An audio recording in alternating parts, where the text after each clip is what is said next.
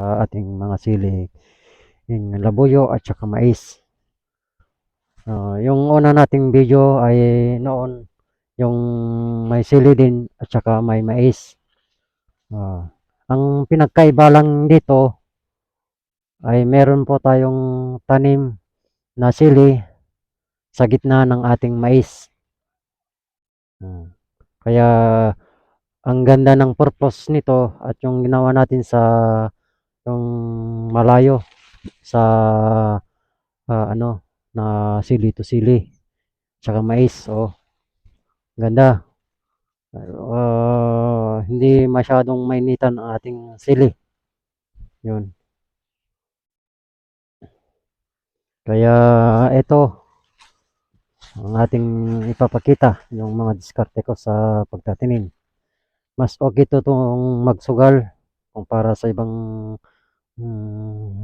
sugal na sinasabi nila.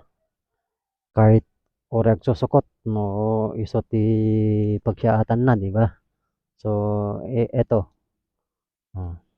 Ang ating mais, may siling labuyo, may mais, at saka dito mayroon po tayong siling panigang, yung janggo. Yan, ang ating ginawa. So, pag naani ang ating mais ay meron tayong ulit na sili sa baba. Yan. Kasing malawa ang daanan. Sayang naman kung hindi natin lagyan ng sili sa baba.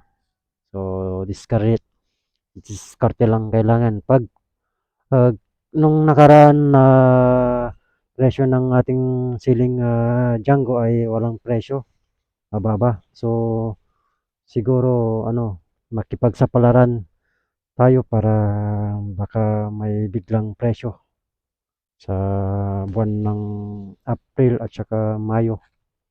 Yan, kaya po tayo sumugal ulit ng pagtanim.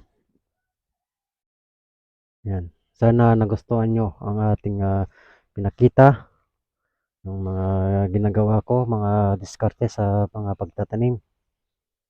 Yan. Magaganda din ang ating mais.